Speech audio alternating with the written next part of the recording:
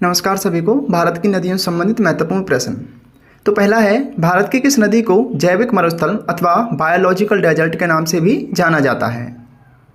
तो इसका सही उत्तर हो जाएगा ऑप्शन ए, दामोदर नदी को बायोलॉजिकल डेजर्ट यानी जैविक मरुस्थल कहा जाता है, क्योंकि यह दामोदर नदी गिरिडीह और दुर्गापुर के बीच लगभग 300 किलोमीटर लंबे मार्ग में अत्यधिक प्रदूषित है और इसी कारण इसे जैविक मरुस्थल कहा जाता है। तो अत्यधिक प्रदूषण के कारण दामोदर नदी को जैविक मरुस्थल कहा जाता है। इसको याद रखना इम्पोर्टेंट है। नेक्स्ट है, भारत में सबसे बड़ा नदी मुख किस नदी के मुहाने पर है? तो इसका सही उत्तर हो जाएगा ऑप्शन सी, हुगली नदी के मुहाने पर। आपको बता दें कि नदी मुख वे स्थान होते हैं जहां ताज़ा पानी समुद्र के खारे पानी में मिलता है, यानी नदी का पानी जहां समुद्र में मिलता है उसी को नदी मुख कहा जाता है, यानी मुहाना। अगला है, पंजाब के निर्माण में सबसे महत्वपूर्ण नदी कौन सी है? तो इसका सही उत्तर हो जाएगा ऑप्शन बी, सिंधु नदी, जो कि हिमालय पार की नदी के नाम से भी जानी जाती है। नेक्स्ट है, निम्नलिखित में से कौन सी नदी अपने मार्ग में परिवर्तन के लिए जानी जाती है अथवा परिवर्तन के लिए कुख्यात है? तो सही उत्तर हो जाएगा ऑप्शन डी, कोसी नदी। इसी को बिहार का शोक भी कहा जाता है, क्योंकि यह बिहार में काफ़ी मात्रा में तबाही मचाती है और बाढ़ लेकर के आती है।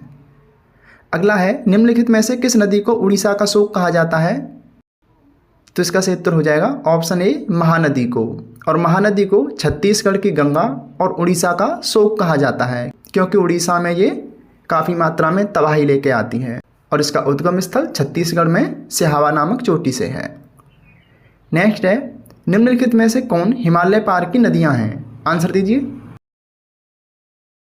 तो इसका सही उत्तर हो जाएगा ऑप्शन बी, ब्रह्मपुत्र, सिंधु और सतलज। ये तीनों हिमालय से परे की नदियां हैं। अगला है, कालिंदी नाम से कौन सी नदी जानी जाती है? आंसर दीजिए। तो इसका सही उत्तर हो जाएगा ऑप्शन बी, यमुना। कालिंद नामक पर्वत से निकलने के कारण इसको कालिंदी कहा जाता है।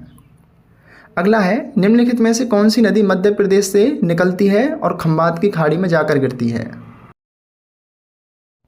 तो इसका सही उत्तर हो जाएगा ऑप्शन सी, माही नदी, और ये विंध्याचल पर्वत श्रेणी से निकलती है। अगला है, सिंधु नदी का उद्गम स्थल निम्नलिखित में से किस पर्वतमाला से होगा? आंसर दीजिए। तो इसका सही उत्तर हो जाएगा ऑप्शन सी, कैलाश पर्वतमाला से। नेक्स्ट है, बेतवा नदी किसकी सहायक नदी है? तो इसका सही उत्तर हो जाएगा ऑप्शन बी, यमुना की। और ये बेतवा नदी मध्य प्रदेश में रायसेन जिले के कुम्हारा गांव से निकलती है और ये यमुना में जाकर मिल जाती है और यमुना नदी गंगा नदी में जाकर मिल जाती है। अगला है, इन पश्चिम वाहिनी नदियों में से कौन दो पर्वत श्रेणियों के बीच बहती है? तो इसका सही उत्तर हो जाएगा ऑप्शन सी, नर्मदा नदी। ये नर्मदा नदी विंध्याचल और सतपुड़ा दो पर्वत श्रेणियों के बीच बहती है। यह नदी भ्रंश घाटी से होकर बहने के लिए जानी जाती है। नर्मदा और ताप्ती दोनों ही नदियां भ्रंश घाटी से होकर बहती हैं, क्योंकि ये बीच में पर्वत चोटियों से होकर के बहती हैं। तो ये आपके नदियों से संबंधित महत्वपूर्ण प्रश्न थे। इससे पिछले सारे प्रश्न आपको हमारे YouTube चैनल शिक्षा मेरी दोस्त पर मिल जाएंगे। ये भारत भूगोल की आपके लिए एक फ्री ऑफ कॉस्ट सीरीज चलाई गई है, जिसमें आपको सभी महत्वपूर्ण प्रश्न और नोट्स प्रोवाइड कराए जा रहे हैं। तो आप अच्छे से पढ़िए, अच्छी तैयारी कीजिए। हमारे YouTube चैनल शिक्षा मेरी दोस्त को जरूर सब्सक्राइब कर लीजिए, ताकि आने वाले नोट्स और वीडियो आप लगातार जरूर पहुँचते रहें।